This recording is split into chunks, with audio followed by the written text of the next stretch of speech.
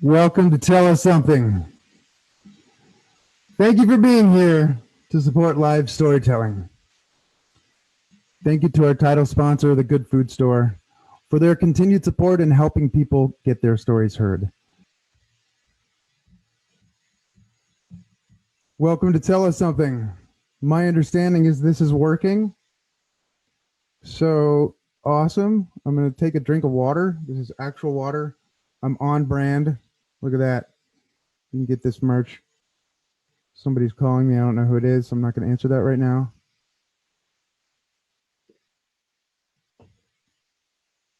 Thank you for being here to support live storytelling tonight. I don't know why, but the closed captioning, for whatever reason, I can't get it to work. I tested it earlier, and it seemed to be working. And sorry about that, but we're just going to keep going. Thank you to our title sponsor, the Good Food Store, for their continued support in helping people get their stories heard. They have done a fantastic job of keeping people safe, their staff, and the people who come in to shop, with the plexiglass for the cashiers and the curbside pickup and people cleaning the bulk food and all the handles on the frozen food place. And thank you so much to the Good Food Store for everything you're doing and for your generous support of Tell Us Something. Thank you also to our enduring sponsor, cabinetparts.com. Apparently people are buying a lot of cabinet parts right now, and that's awesome. I guess after several glasses of wine day drinking, it's easy to go to cabinetparts.com and order some drawer pulls. So keep that up. Thank you to our champion sponsor, True Food of Missoula, offering weekly meal delivery to nourish your family and friends, made for the Missoula community by the Missoula community. And thank you to our major sponsor, Blackfoot Communications. They have been doing a fantastic job bringing internet to rural communities in Montana to make sure that people can work from home and that, more importantly, the children who have to do at-home learning are able to do that. Thank you so much, Blackfoot Communications, for your support of live storytelling. And thanks to Logjam Presents. Cannot wait to be back at the Wilma when it's safe to do so.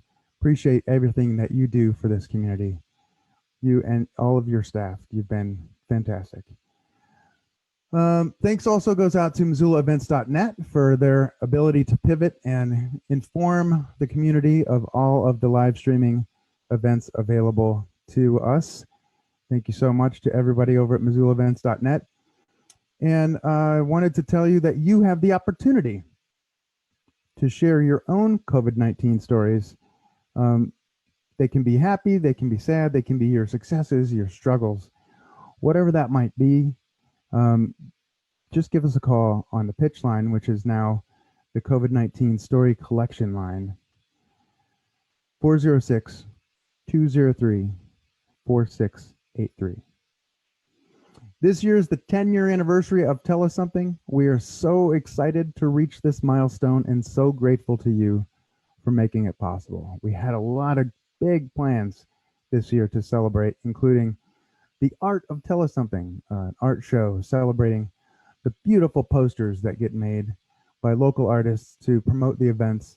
We were going to do a big tour through Missoula and Bozeman and Gardner and Livingston and Butte. Obviously, all of that's been canceled.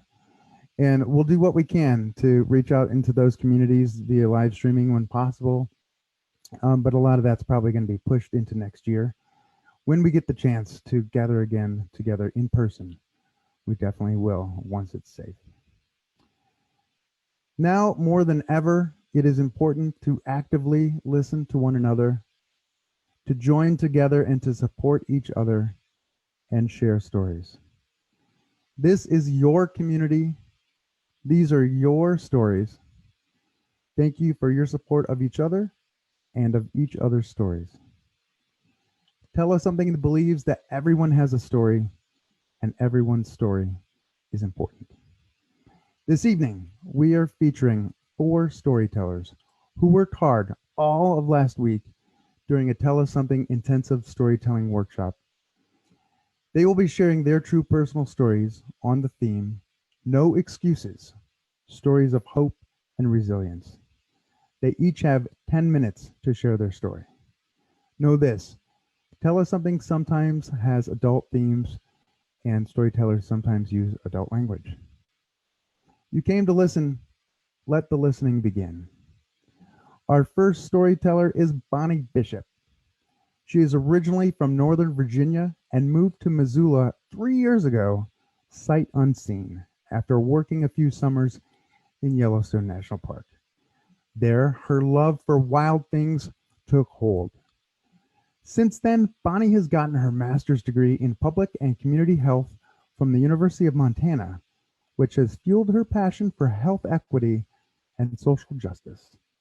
Bonnie values authenticity, laughter, empowerment, courage, and swears by blasting Evanescence in the bathtub as the remedy for a bad day. Her family and friends describe her as an earthy firecracker, and she joins us today to celebrate Taurus season through story. She calls her story Greater Than My Pants. Please welcome Bonnie Bishop. When I was in middle school, into high school, definitely in college, and even a little bit now, I've been battling with this condition. And it's pretty common. Some of you may also be battling it. It's something I've heard called good girl syndrome. And it's pretty life altering. And it can look like a lot of different things for a lot of different women. But for me, it looked like this overly ambitious, perfectionist, kind of people-pleasing gunk. And it's something that I'm in active recovery from now, but working on it.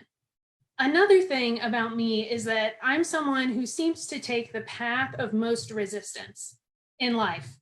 And I think it's really coming from this like innate defiance that seems to be somewhere in me. Definitely from a different place than the good girl syndrome. So as you can imagine, having this good girl condition and being an innately defiant, curious person and taking the path of most resistance makes a pretty interesting internal dialogue. This really all came to head when I was in college. So this is my senior year of college. It's my last semester. I'm studying something called athletic training, which is basically injury prevention, assessment, and rehab. And I put in thousands of clinical hours. I'm about to sit for my board's exam, and it's my last clinical rotation. So what's cool about this is that I finally get to pick where I'm going to do my rotation. And for any of you that are students, you know that you go a long time being like free labor. And so when you finally get a choice, it's pretty exciting. I knew exactly where I wanted to do my final rotation. And it was with public safety police officers. I didn't want to work with traditional athletes. I wanted to work with untraditional athletes. So I didn't want to work with high schoolers or college or professional. I wanted to work with police officers. Hence, path of most resistance. I also wanted to do this because I heard about the teacher that ran that clinical site. We'll just call her Miss Ma'am because she would probably like that. Miss Ma'am had a reputation of never giving anyone an A and also of never really liking anyone. So of course, this puts my like good girl syndrome into overdrive. I have to go through a lie detector test. I have to get fingerprinted. I have to be interviewed by a cop, all just to get to this site. And so I meet Miss Ma'am, and I can quickly see how she got her reputation. She does things like she doesn't eat in front of anybody because it's a sign of vulnerability or something. Instead of learning how to assess injuries and rehab them my first week, I learned things like how to situate the Tide Pod in the washing machine perfectly so that when it breaks open, it cleans all the towels in the same way. I also learned that I was constantly being assessed. Whether I was being graded or not, she was always grading me. So I'm trying to keep up with all this. And one thing I noticed is that Miss Ma'am had this bird feeder outside of the clinic that she would fill up every morning at 6:45, no exceptions. So like the birds could eat, but she couldn't eat. I don't know. But I figured this out. So I started feeding the birds in the morning, and then I'd come into the clinic and start our clinical day. One day in particular, I'm packing up my stuff. I finished a day. I survived another day with Miss Ma'am, which is like great. And she pulls me aside and she goes, Bonnie, I need to talk to you about something. And I want to do it in private. And I'm like, how did you situate the Tide Pods today? Crap. But she goes, I could have sent you home today. I decided not to. But before you come into the clinic tomorrow, you need to wear a different pair of pants because those are unprofessional. And I'm like, that's the first time I've ever been called unprofessional in my life because, you know, with good girl syndrome, we're all about professionalism, perfectionism, all those things. So I've never heard anything like that. I get this like gross, icky feeling. And immediately I'm like, oh, I'm sorry, Miss Ma'am. Yeah, definitely. I'll come back tomorrow with different pants on. Sorry about that. And those words just jumped out of me. I'm sorry seems to be a severe symptom of good girl syndrome. It's almost like this involuntary, subconscious, just like vomit that comes out of you. It's almost kind of like a hiccup, actually, where you're like, I'm sorry. Oh, I can't stop. I'm sorry. Anyways, I said it though. I get my backpack and I get out of the clinic. And I'm looking down at my pants and I'm like, this is weird. I've worn these pants all the time. I've never been called that before. That's a gross feeling. So I go to the university to my clinical director and I'm like, hey, is there anything wrong with my outfit? And she's like on the phone looking at me like, Bonnie, I don't get paid enough for this shit. Like, what are you talking about? I'm not here to talk about your outfit. And I was like, well, Miss Ma'am said that it's unprofessional. And she was like, what? Just wear something else then.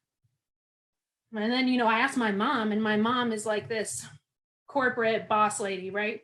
And she always has like 2 phones.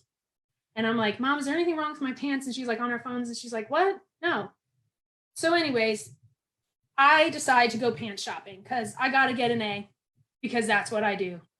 And I've already been feeding the birds. So I got to go pants shopping. And I've got this like waist that doesn't fit my butt and butt that doesn't fit my waist. So going pants shopping is like mission impossible always. But I go and I buy 3 pairs of pants and I know they're professional pants because they have those like bullshit buttons on them, you know, where like nothing actually goes in the pockets. So I'm like, okay, we are good on the professional pants. And I wear them. And so for a few days, me and Miss Ma'am are good in the clinic. She doesn't bring them up. I'm like, great, I never have to experience that again. But one morning, I go into the clinic, I pick up the bird seed, 6:45 in the morning, go feed the freaking birds, come back. And I'm walking into the clinic holding the bag and I just look up and I stop in my tracks. Miss Ma'am is glaring at me and it looks like steam is coming out of her eyes and her ears and her nose. She is red in the face and pissed. And I'm like, someone has died. Someone has died because that's the only reason that people look at each other like this. So I say, Miss Ma'am, is everything okay? And she goes off on me. She's like, I don't understand what you're not understanding. You've been pretty professional except for this. I told you about your pants. I've now had 3 different people come up to me and comment about your pants. And I'm just wondering, like, what are you even doing here? Why are you here? Do you have a pair of sweatpants or something that you can put on over that? Because this is unacceptable. I'm not understanding what you're not understanding. So I'm like kind of like having an out-of-body experience. It feels like holding this freaking bag of birdseed. And I'm looking down at my pants and I just feel this feeling just cover me like a veil, like it's a thunderstorm, like it's just pouring down on me. My eyes go to the ground. I kind of feel my shoulders cave in. I feel sick to my stomach. I just want to disappear. I just feel this shame that I just can't get out of. And I'm looking down. I'm about to say I'm sorry. I'm about to go. Good girl syndrome is just like flaring up everywhere. And all of a sudden I feel this bubbling, this heat just coming up from my toes all the way through my body. And it's absolute freaking rage. I am so pissed in this moment. And so quickly that shift happened. And I felt this bubbling up right here, right at my throat. And it was a moment. I have a decision of the type of woman I want to be in this situation. What the hell am I apologizing for? You're not sorry about anything. And also, hell hath no fury like a woman who has bought 3 pairs of pants and continues to get crap for it. And I am just so freaking angry. So I make a choice. And I know when I make this choice, I'm not just making one, I'm making a choice for the rest of my life. that I'm going to bubble up. I'm going to say this. And I go, Miss Ma'am, one quick question. Those 3 people that made comments about my pants, were they men? And Miss Ma'am changes her whole body language, right? Her hands go up. No, no, no, no. No one's looking at your ass. That's not what's happening here. No one's looking at your butt. Okay, no one's doing that. And I was like, well, it seems like that's the case. My pants have nothing to do with my performance in this clinic. I bought 3 pairs of pants and they're all going to be the same. And if you want to have a bigger conversation about why the men in this setting can't stop staring at my ass, we can. But I hope you come to them with the same intensity that you're coming at me right now. And she goes, okay, all right, we'll talk about it later. Guess what? We never talked about it again. So it's my last week. I made it through. She gave me my final grade, which was an A-. Okay. Let me let you in on a little secret. People pleasing, it's not worth it. So she gives me this A-. I know I got that. And we're walking down a hallway and we're kind of shoulder and shoulder. And I start to feel her kind of pulling back a little bit. And it's because on my last day, I wore a pantsuit. Okay. I was not wearing a dress. I wore a pantsuit, and for a reason. And I feel her hanging back and she's kind of looking at me. And I know that she's about to make another comment again, that she was thinking that maybe she could go there again. And so we made eye contact, woman to woman, and I asked her a question, and it meant a lot more than what I said. And I said, Miss Ma'am, did you forget anything? Did you forget something? And she goes, no, we didn't. I didn't forget anything. And I know we had a whole conversation in that. And that was the last time I saw Miss Ma'am, didn't see her again. So I'm filling out this clinical evaluation, right? You have to do this. You have to do this at every single clinical site that you go to. And it asked, what did you learn from this clinical experience? So I start writing the right thing. I learned about upper body therapeutic intervention, blah, blah, blah, blah. That's another sign of a good girl syndrome. You always say the right thing, not really the real thing. So I start filling that crap in, and I see my hand just erasing, involuntarily, just erasing that. And I'm like, I read the question again. What did you learn from this clinical experience? Well, I learned a few things. I learned the difference between guilt and shame. Guilt comes from a behavior, and it's helpful. It can be good feedback sometimes. If you screw up, you feel guilt about it. But shame comes from an inner sense of unworthiness. And I learned that I was born worthy. I learned that it's never about the pants. It's never about what the woman's wearing. It's never about what the woman's wearing. I learned that I have just as much unlearning to do in life as I do learning. I didn't learn a damn thing about athletic training, but I learned this. Thankfully, I didn't have a lot of space to write, or I would have written all that out. So I just left it at this sentence. What did you learn in this clinical experience? I learned that in life and in practice, you do no harm, but you take no shit. Thank you. Thank you, Bonnie. Thank you so much. Oh my gosh. Miss Ma'am, get bent. Tammy Hubbard, hi to you. John Haynes, Suzanne Reed, thanks for being here. Grayson Bishop, Cindy Bishop, Katie C. Hey, Katie C. Hey, Nicole Dunn. Hey, Grace. Hey, Francis Scott. Thanks for being here, Ed Brown, Jenny Pack.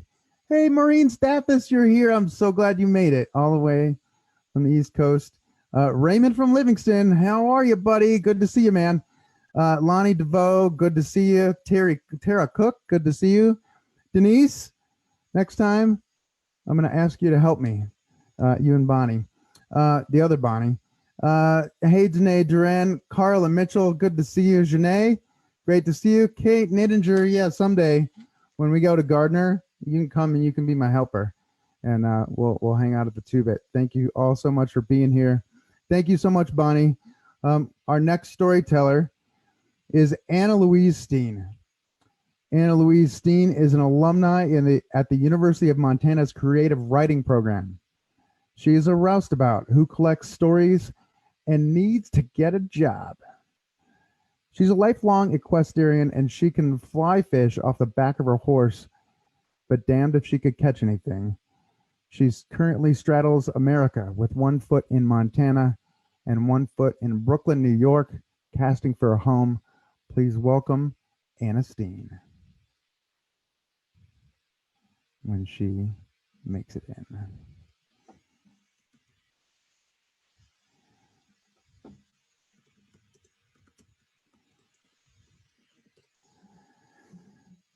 I know what I'm going to do next time for the transition is I will invite the person back into the main room and then greet all the folks that are watching. That's what I'll do. Look at me learning. All right.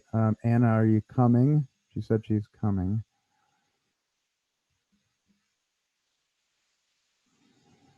So thanks for being here. This is really fun, and it was just as stressful as a in-person event. And it's like I've never done this before. And so thanks for bearing with me. Looks like Anna's on her way. We're going to get her unmuted, and I'm going to pass it off to Anna. Thanks for being here, Anna Steen. Take it away. So it was December 23rd, 2019. I was in Crown Heights, Brooklyn, Montana, or Brooklyn, New York. I had left Montana about 6 weeks earlier. I wanted to avoid another dull gray Northwest Montana winter and a heartbreak. And the day before, I had watched Sunday football with a friend, and after the last football game, we NASCAR toured the neighborhood bars until 4 a.m. and I crashed at his place. So when I stepped out into this beautiful, brisk winter morning, I was really grateful for my sunglasses and earbuds because I had a whiskey hangover, the kind that burns your skin. He lived on the east side of Crown Heights, and I needed to make my way back to the west side near the botanical gardens. And one of the things that I love about New York City is that it changes block to block. And you can find yourself in these enclaves that are completely different, one from the other.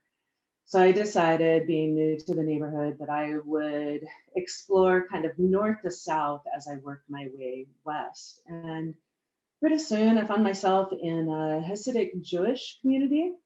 I had done a little research on Crown Heights when I moved there, and I knew that this was one of the largest Hasidic neighborhoods in the borough. And I felt like I was in another country, and I just let myself be a tourist. I just enjoyed seeing the dress shops, the bakeries, the delis, the shoe shops, and I decided to go into a coffee shop and get a little hangover remedy. And a little bit of a backstory here. I am often mistaken for being Jewish. It's happened my whole adult life. I get asked a few times a year if I am Jewish, part of the sisterhood. My last name is Steen. It's Norwegian, pronounced Stena in the old country, but here it's Steen. So this is just something I've come to accept. But in that coffee shop, I realized that I was now the foreigner, and it was clear that I was the only Gentile in the coffee shop. So I got my quad Americano and continued to pick my way through the blocks. I came upon a block that I suddenly realized was eerily quiet. It didn't feel comfortable. Nothing was going on, and it was because nothing was going on. There were a couple of guys on the left-hand side up near the next block, a couple of guys in the middle of the block on the right, hanging out, sitting on chairs or something, just kind of shooting the shit. And I was already committed to the block, but I got a feeling. So I walked down the block, and as I passed the two gentlemen on the right, I acknowledged them with a nod and continued walking.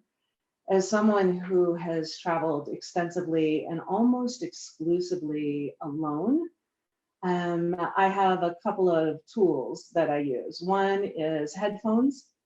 They're great on the subway. They create this kind of barrier or bubble. And I also walk very quickly. And it helps me navigate through crowds and also helps me get out of situations.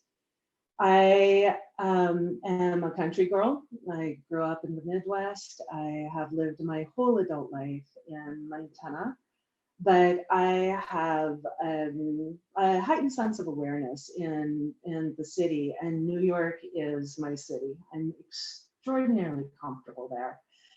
And once I got past this block, I knew that I wanted to get to a busier area. So I walked up to one of the boulevards. And as I was walking, I passed a young man who tried to get my attention. But I used my earbuds as that barrier. And I continued walking quickly past him. But he kept pace with me. He was on my left shoulder, but a few feet behind me. And he kept asking me a question over and over again. And it went for enough feet that I realized that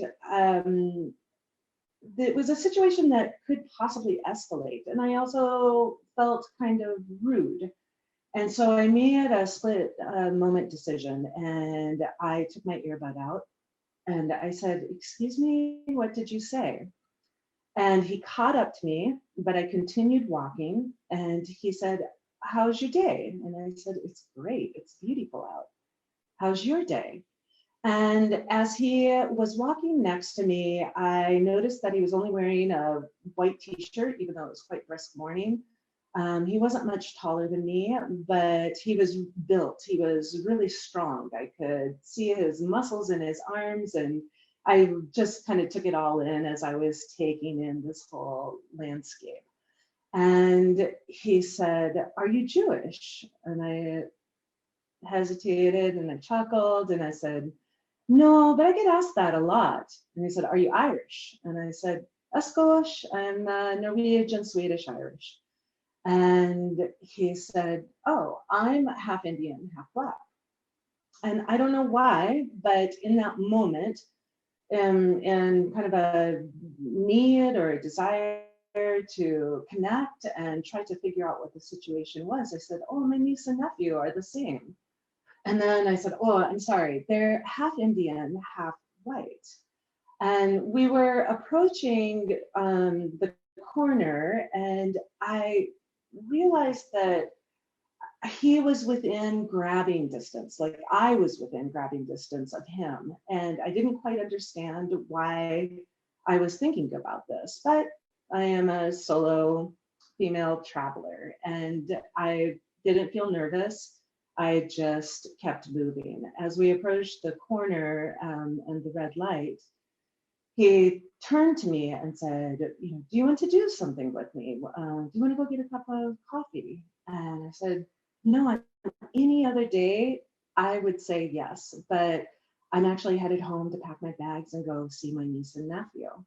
So once again, I tried to kind of personalize the situation, humanize myself, not quite understanding what the situation was. And as soon as I said this, he stepped back and he said, "Have a nice day." And I said, "Happy holidays." I walked across the street, and as I moved up the block, I checked over my shoulder a couple of times to see if I was being followed, and I was not. I got to my neighborhood, which is on Franklin Avenue, which is kind of a hot spot in Crown Heights. And the week before, I'd had one of the local guys, we met over a beer, and we talked about what I was doing there. And he kind of cautioned me that there were some homeless shelters in the neighborhood, and that because they got kicked out at 8 a.m., they were hanging out in the neighborhood because Franklin Avenue is gentrified, that's where the money is. But there was a bit of an uptick of confrontations with people who were living there, and maybe some people with some mental health issues and whatnot. And so I was considering this as I walked. And one of the other pieces of advice that I've been given in the time that I have been exploring the neighborhood is I've met a shopkeeper who we were talking about gentrification and being a white girl. One thing he said to me was that the white women in the neighborhood wouldn't meet people's eyes. They wouldn't say hello.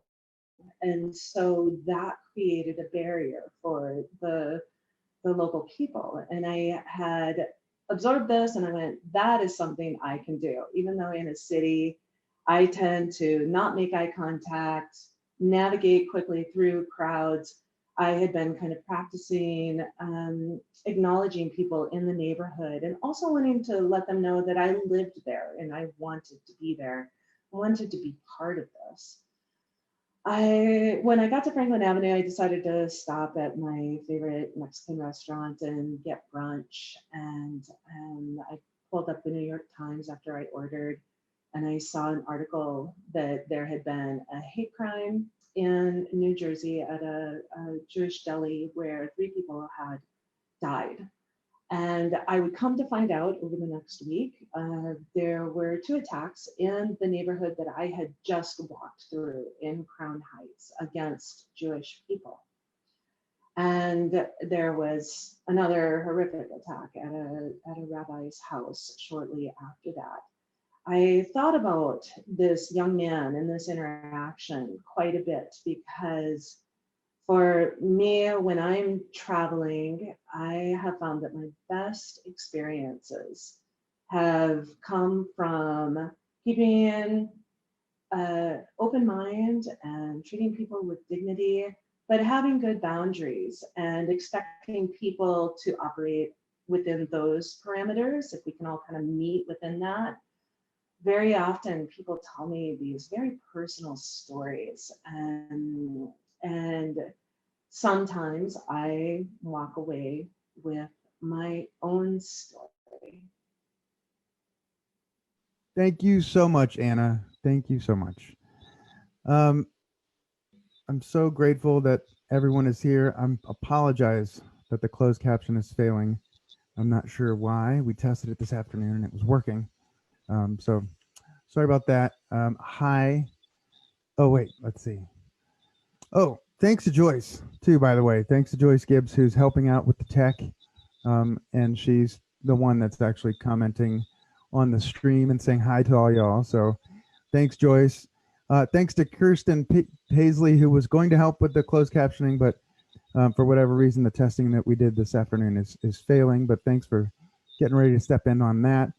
Thanks to all of our sponsors and those who we haven't mentioned yet: Access Physical Therapy, Inertia Physiotherapy, Missoula Bone and Joint, and our in-kind sponsors: Missoula Broadcasting Company, Enlighten Lab Float Center, Gecko Designs, and you have the opportunity to support Tell Us Something as well. Missoula Gives is this week. It begins on Thursday and it runs through Friday. It's a 26-hour online giving event. Here's a little secret. You can donate today. That's right. If you have the means and you would like to support Tell Us Something, you can pop over to tellussomething.org, and there's a link there that'll take you to the Missoula Gives Tell Us Something donation page, and you can support Tell Us Something in any way that you can. You can do that right now if you want to. All right, let's welcome our next storyteller. First, I want to say hi to Amy McDonald. Simona, I see you over there. Thanks for being here. Thank you so much, Susan Hay Patrick, for being here. Good to see you. And Britt G, Jane Joy Sparks, great to see you in there. Amanda Taylor, thanks for being here. Our next storyteller is Katie Matthews. Katie Matthews has lived in the Missoula community for the past 14 years. She is currently a 6th grade teacher. Katie loves sharing her passion for science and the outdoors with her students. When she is not teaching, she is guiding visitors down the Alberton Gorge west of Missoula, Montana in the summers. Please welcome Katie Matthews. 2 in the morning. I'm exhausted. Stop. You were muted at the beginning. Go ahead. Am I good now? Yeah, you're good now. Okay, thanks, Mark. I'm standing in the middle of this dirt road. I'm what feels like in the middle of nowhere, no service. It's 2 a.m. and I'm exhausted. I look across the road to my car, which is teetering off this 50-foot cliff, and I'm feeling as defeated as anyone would be in this situation. My friend Katie's standing next to me, just as tired and just as ready to go home.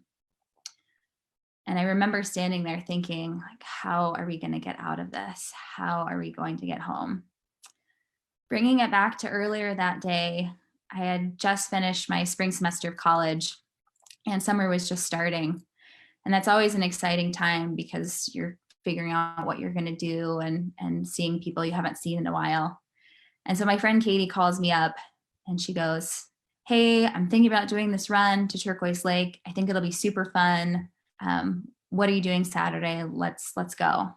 And so of course I agree to it.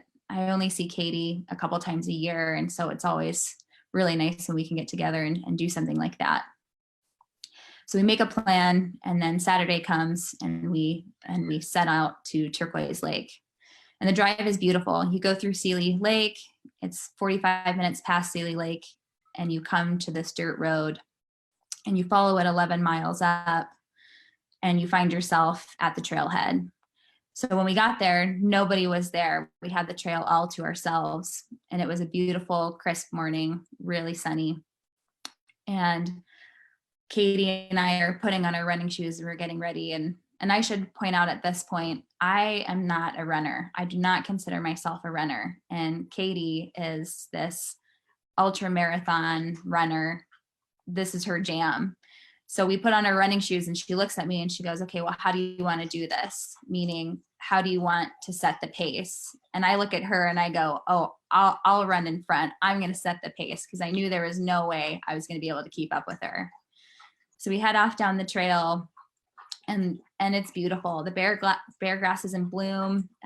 It's not in the full heat of the day yet, and we're having a lot of fun and making our way down the trail.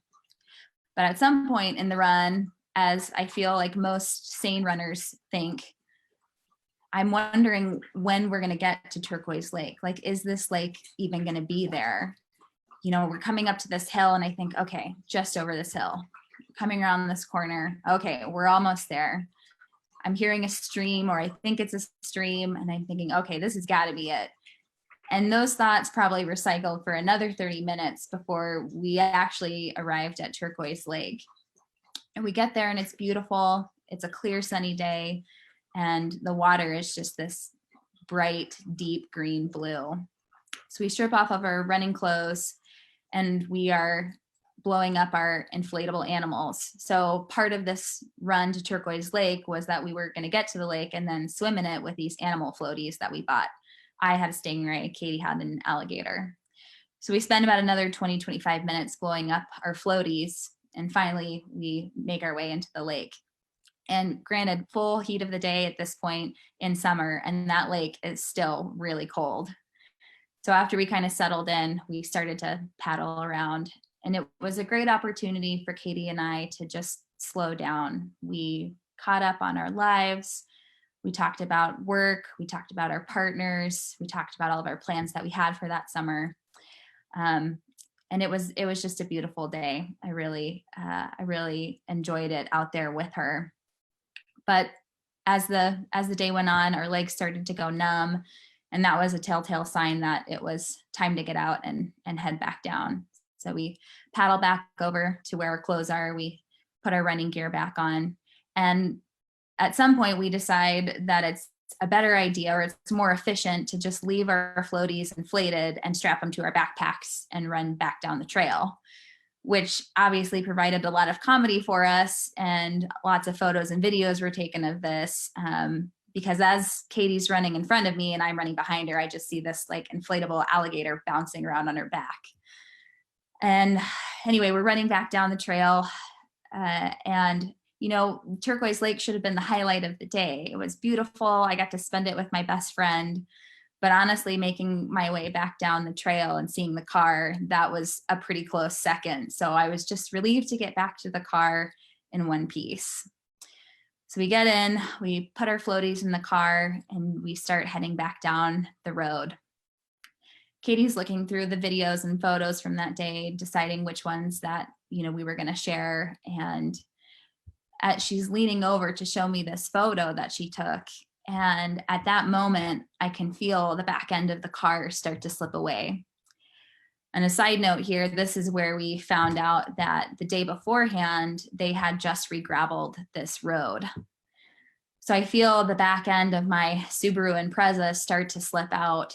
And of course, the Subaru Impreza is not a convenient car if you want to drive anywhere in Montana. So I quickly turned the wheel sharply to try and avoid the direction that we're quickly headed. And within seconds, we are dangling off the side of the road, probably at about 180 degrees. And I just remember after those split seconds, I just remember looking straight down at Katie, and Katie's looking straight up at me, and my eyes were the size of dinner plates. And I'm just trying to absorb what all has just happened. On my right-hand side where Katie's sitting, there's about 50 feet below us of just this thick underbrush, absolutely nothing, just the abyss. And so I knew that it was my task to get out of the driver's side and pull Katie out the driver's side door. So we get out of the car, and we have to close the door carefully because looking at how the car is situated on the road, it's the front left tire of my car that's acting as a hook that's keeping us on this gravel road. We step back and we look at the situation, and we know there's nothing we can do. We're 11 miles up this road. We have no service. There's nothing we can do with the car. So we just have to sit and wait and try and get a ride back into Sealy Lake. By that point, when we got back to the trailhead, more hikers had showed up throughout the day. So within about 25 minutes, these two hikers happened to be driving back to town. And by judging by our faces and where my car was on the road, they offered us a ride back into Sealy Lake. So we get back to Sealy Lake, and I'm just relieved to have service. I'm relieved to be around people, so I can try and figure out the next step. So I do what any responsible young adult in college does. I called my parents. And of course, I'm on the verge of tears, but Katie's not crying, so I know that I don't have to cry. But I call my parents and I go, here's the situation. What do I do? And of course, after some talking down and I finally collect myself, I call the insurance company. And I inform them of the situation, tell them where we are, and then they give me the name and number of the only tow truck driver in Sealy Lake, Montana, Todd. So I dial the number in my phone and I call Todd, and everybody knows Todd. He's the tow truck driver. So I get a hold of Todd, and I tell him our situation. And he goes, well, I'm trying to get another truck unstuck right now, but I'll meet you guys at the turnoff to Turquoise Lake in about an hour. Okay, great. Hung up my phone, and Katie and I are making a game plan about how to get back to that turnoff. All the while making these phone calls, I realized that I decided that it was important that I keep my backpack with me, and strapped to my backpack was my giant inflatable Stingray. So I'm making all these phone calls. I'm trying to keep myself together, all while having a floaty attached to my back. So that was definitely an attention grabber for anyone who was watching this scene go down. So we make it back to the road, and we're waiting for Todd. And after a while, Todd finally shows up with this tow truck. And this tow truck looks like it's come out of the 1940s. And my immediate concern is this tow truck going to make it up this road? Like, are we going to actually get there? So Katie and I hop in. Mind you, I still have my backpack and my inflatable floaty because you just never know when you need those. And we hop in the truck with Todd, and we make our way up the dirt road to where my car is. We get up the road, we see the car. Todd gets out and assesses the situation. And he's pausing for a little bit. And I just remember asking him, I'm like, is it bad? And it is. So he's trying to figure out how he's going to connect these cables to pull the car up onto the road without sending it over the other side. So he's hooking the cables. Things are going good. I'm smiling at Katie. Katie's smiling at me. We're feeling good. Okay, we're going to get home. He starts the truck and he starts to reel in the cables, at which point everything just completely stops. And I'm wondering what's going on, and or something not working. Maybe he just needs to readjust a hook. At which point he informs us that the tow truck has run out of gas. And of course, we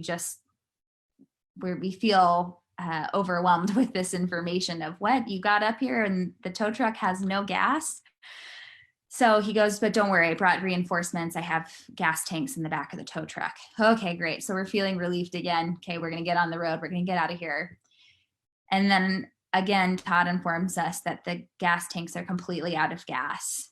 Unbeknownst to us, Sealy Lake actually has a reputation for gas bandits, young teenagers that come through and siphon out gas out of random vehicles.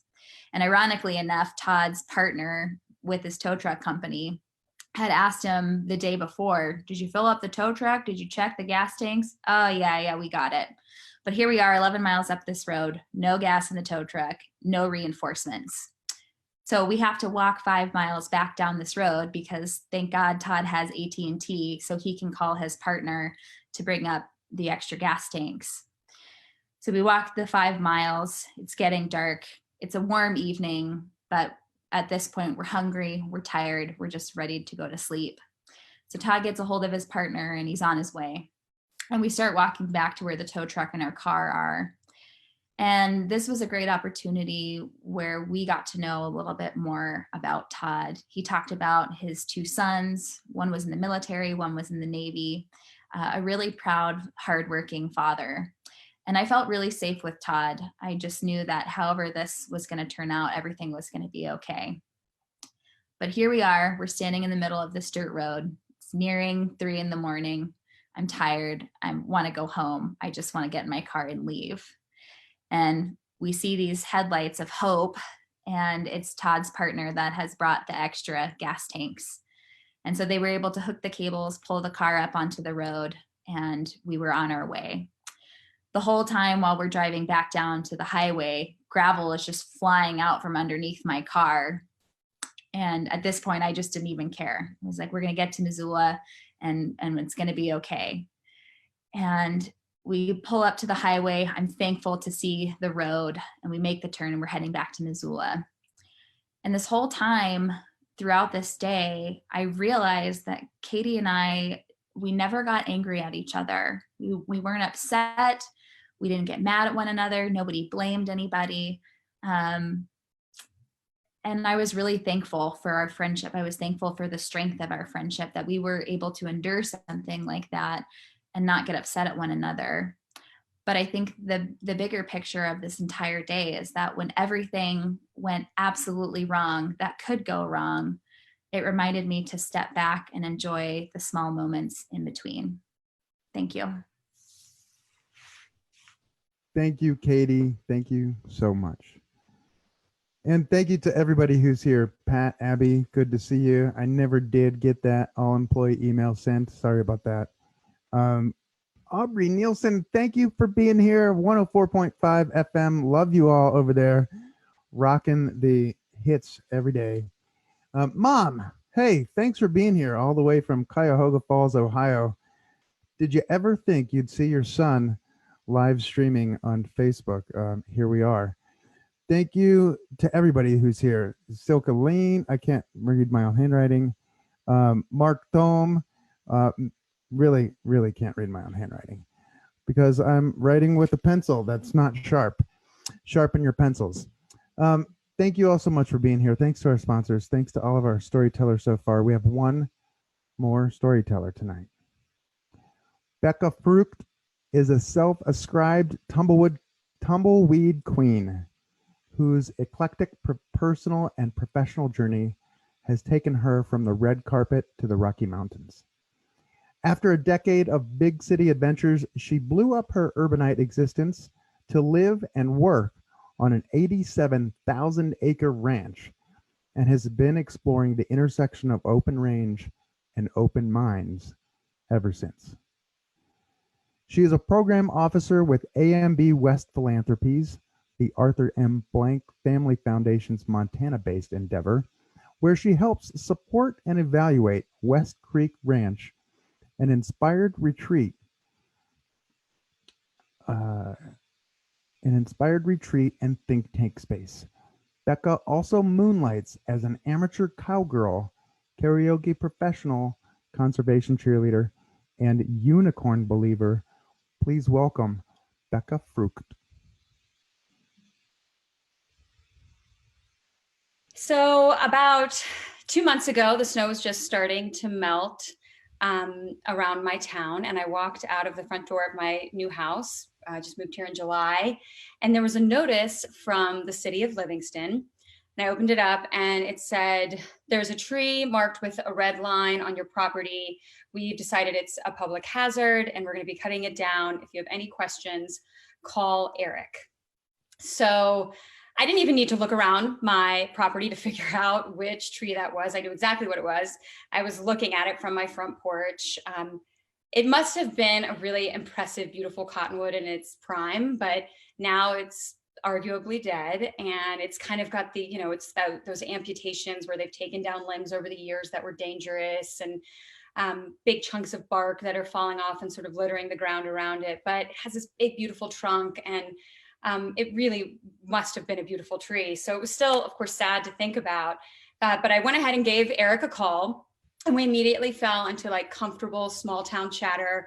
I didn't know what he looked like, obviously, but he sounded like an older gentleman and was really kind. And he told me, you know, a police officer recently had a tree fall on his car, and the insurance company called it an act of God and refused to pay. And if you've ever like experienced the wind in Livingston, it is pretty much an act of God, but still totally unfair that the insurance company wouldn't pay.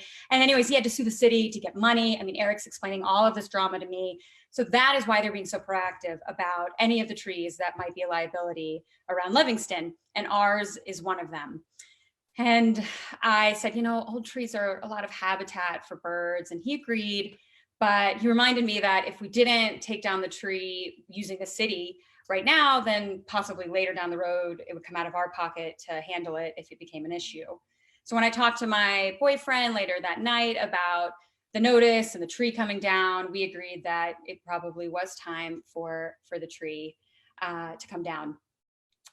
But before the city could cut down the tree, the world kind of came crashing down around all of us with this coronavirus pandemic. And suddenly my world shrunk to the footprint of my yard and our home, our house.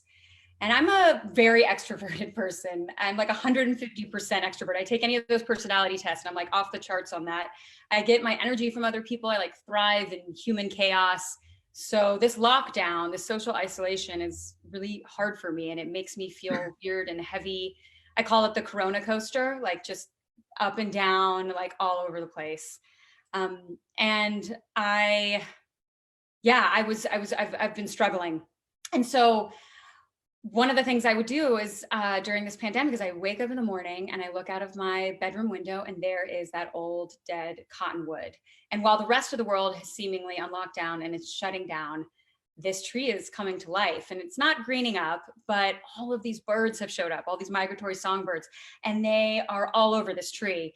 And they're Twitter-pated, and it's springtime, and they're getting busy. I mean, like literally getting busy. I'm watching these birds mate, and their little nuthatches and starlings, and they're building nests. And I'm so jealous of these birds who they have no concept of a worldwide pandemic, of a virus, and they're canoodling and hanging out. And all I want to do is the same thing with all my friends. And I'm not the only one in my home who is enamored with all the avian activity on the old tree. My 2 cats are enthralled, and they sit transfixed by the window, like watching all the birds doing their thing. And that would be fine, except my cats are indoor. They're indoor kitties, and they are because philosophically, I really believe that cats should stay indoors because 1, I just would be devastated if they got hit by a car. And 2, they kill a lot of native wildlife. And I named my cats after famed conservationist authors, Aldo Meowipold and Ralph Waldo Emmerpuss, the catservationists. So clearly I cannot let these cats out, even though they are meowing like crazy, because I guess the birds have like, I don't know, caused some sort of primal need to be free. And I'm working from home, right? So I'm on Zoom calls all the time, and there's just constant, incessant meowing in the background. So I came up, I had a stroke of genius, 2 birds, 1 stone, for lack of a better saying, because my boyfriend also needed a pandemic project because he was kind of going a little stir crazy like we all are. And I thought, okay, there's a way to solve this kitty meowing issue and give him a project. And it's this structure that we decided to build, or rather that I convinced him to build. It's this tunnel that kind of comes out of one of our windows and goes into this enclosure that's like all this chicken wire. It's basically a kitty coop. And so they can like autonomously go out of the house through the little tunnel, and then they're out in the sunshine and the fresh air, and they can hear the birds, but they cannot get out. They can't go out there and cause any sort of feline chaos. So the catio is what we call it. And of course, while we're building this, my partner's cussing me the whole time. And my neighbors are like, what is going on over there? And we're all actually interacting in some ways from across the street more than we ever had been prior to the pandemic, right? We're all stuck at home. And and I had been posting on Instagram an entire long story about my boyfriend building this catio. And one of my newest neighbors, Craig, hit me up on Instagram and was like, what is that? What's going on over there? And I told him we were building a catio, and he was like, this is so amazing. I work in conservation. I love birds. Nobody ever cares about the birds. And this is, I'm totally supportive. I've seen these things on the internet, and I can't believe y'all are actually doing it. And I was like, do we look like white trash? And he was like, no, it's great. Everyone loved the catio. So I felt so affirmed and seen. And we struck up this like really wonderful relationship. And I also told him, I was like, you know, this cottonwood that's home to all of these lovely birds that are nesting, it's got that red line on it because the city is going to come out and cut it down. And he's like, well, maybe they forgot about it, because obviously everybody's priorities have shifted with this pandemic. But about 2 weeks ago, I woke up, the Corona coaster hit. I was in a low place.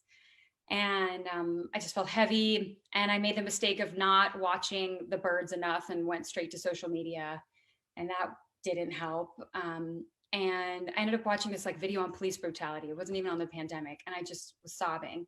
So I did the thing that felt like an overdramatic solution to feeling like crap, and I put on Robin's song Dancing on My Own. I don't know if y'all know it, but it is a banger if you are feeling depressed and also need to dance. So I'm cranking this, and I'm crying in my kitchen, and I'm just, not feeling like myself. And I go out of my front door, and there's a notice, and it's from the city, and it says, we're cutting down the trees tomorrow or Friday. So please move your car. Call Eric if you have any questions. And I just, I pick up the phone. I call Eric, and he says, oh, I'm actually outside. I'm checking out your tree that we're going to cut down. So I rush back out. I'm in my pajamas because, well, I've been in my pajamas through the entire pandemic, except for now I have an excuse to dress up.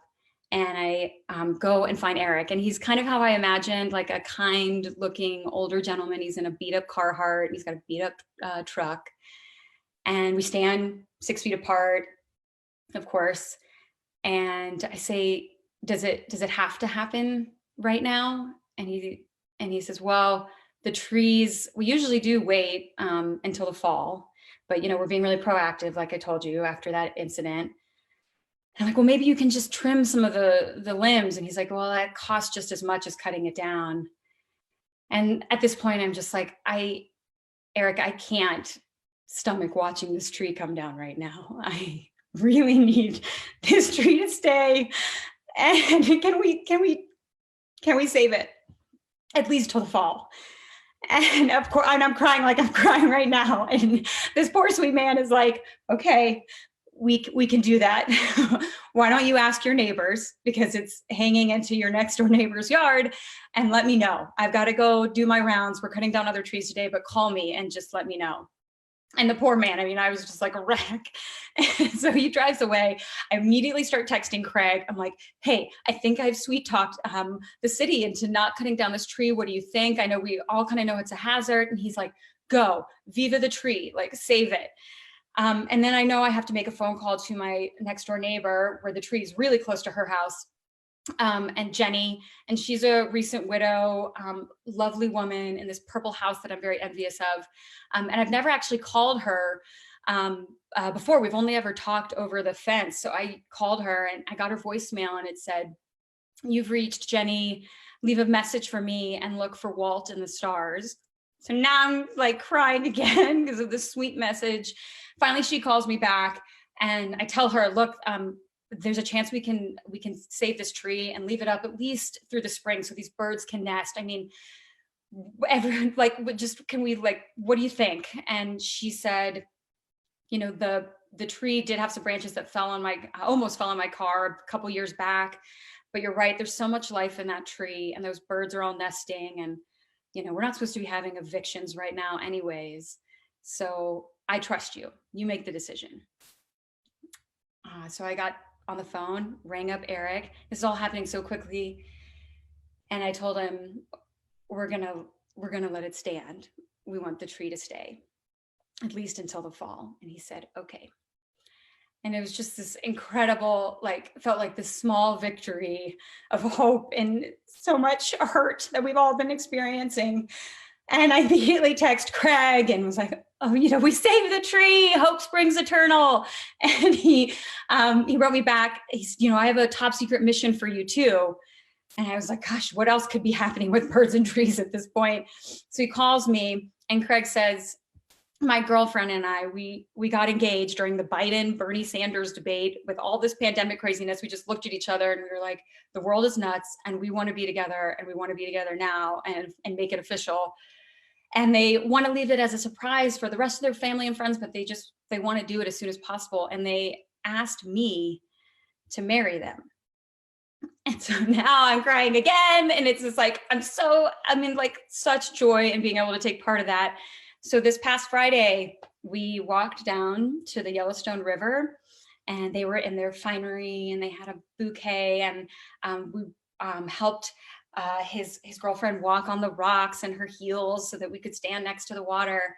And I read a poem that they had selected about a goldfinch falling in love with a sunflower. And it was just perfect standing by the Yellowstone in our chapel of love made of old dead trees. Thank you.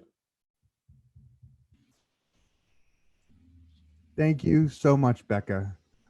And thank you all for being here tonight to support storytellers in our community. Thank you for your love and your open hearts and your respect and your very presence. Without you, Tell Us Something can't happen. Thank you to all of our storytellers, Bonnie Bishop, Anna Steen, Katie Matthews, and Becca Fruit. Thank you all so much. I'm so grateful that you're all here